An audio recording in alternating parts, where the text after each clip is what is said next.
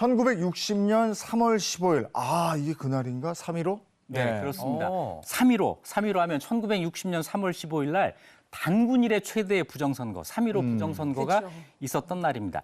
이날 선거에서 이승만 대통령이 12년 동안 해왔던 장기 집권을 더 연장하기 위해서 대규모 선거 부정을 저지르게 됩니다. 3.15 부정선거. 정말 해도 너무한다 이런 얘기하는. 지금은 절대 이런 일이 있을 수 없죠. 있을 수가 없네. 네. 근데 참 신기한 게 이게 그때 당시 대통령 후보가 그 이승만 대통령 한 명뿐이었잖아요. 그러면 사실 뭐 나와서 한 표만 나와도 당선되는 거 아닙니까? 근데 왜 굳이 부정선거를 그렇게? 철규 씨가 그걸 안 해요? 이 선거에서 야당 후보였던 조병옥 씨가 선거 몇 달 앞두고 사망을 했어요. 네. 그래서 대통령 후보에 거의 이승만 대통령 단독 출마인 셈이 됐고 당선이 거의 확실했는데 문제는 부통령 선거였습니다. 러닝메이트로 치러지는 부통령 선거에서 자유당의 이기붕 후보, 민주당의 장면 후보 두 사람이 경쟁을 했는데 여기서 불안했던 거예요. 게다가 그 당시 이승만 대통령의 나이가 무려 86살이었거든요. 이 고령의 대통령이 언제 돌아가실지 몰라 이런 생각을 하는 사람들. 대통령이 죽으면 부통령이 대통령의 자리를 대행하게 되거든요. 그러면 정권 교체가 되는 거 아니야? 이런 불안감이 있었어요. 이것 때문에 부정선거를 치르게 됐던 거죠. 네, 자유당 입장에서는 무조건 이기붕 후보가 당선이 돼야 되는 그런 상황이었던 거죠. 맞아요. 그런데 그 당시 선거 판세가 장면 후보의 당선이 유력했습니다.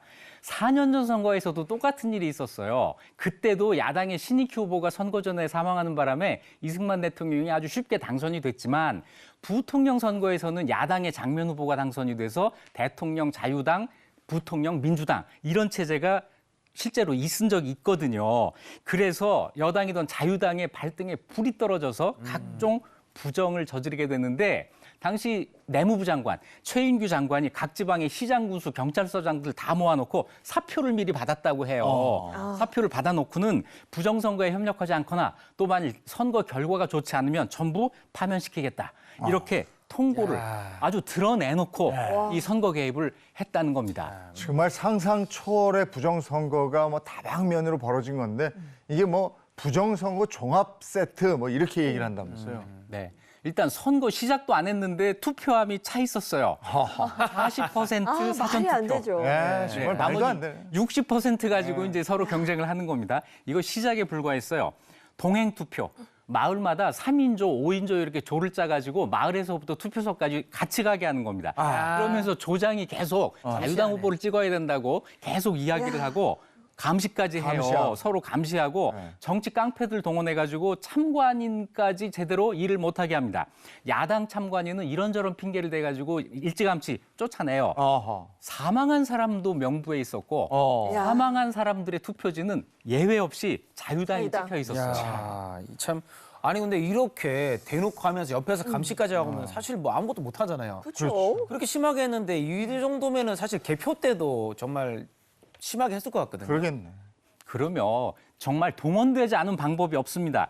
자, 몇 가지 제가 알려드릴게요. 쌍가락지표라는 게 있습니다. 상대방 민주당 후보를 찍은 여기에는 하나를 더 찍어요. 쌍가락지입니다. 무효. 동그라미 두 개. 무효. 그러면 무효표가 되는 거잖아요. 야. 피아노표, 반대표 찍은 그 표에다가는 쭈루룩 인주를 이렇게 발라버려요. 그것도 무효. 그것도 무효표. 네. 샌드위치표. 야당 표의 맨 앞장 뒷장에다가 여당 표를 끼워 넣습니다. 그래놓고 이 한 묶음이 전부 여당 표라고 하는 거예요. 야. 표지 바꾸듯이.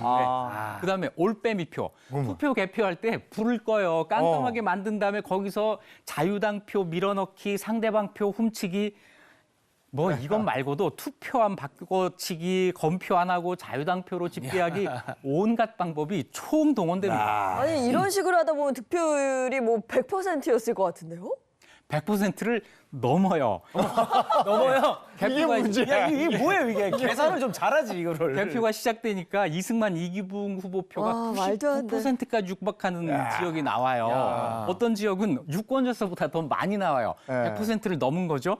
자, 이 정부에서 부랴부랴 낮춰라. 오히려 놀라서 득표율을 낮추라는 지시를 했고 부랴부랴 조정을 해가지고 최종 득표율이 이승만 후보 86%, 이기붕 후보 74% 야. 이렇게 종결이 됩니다.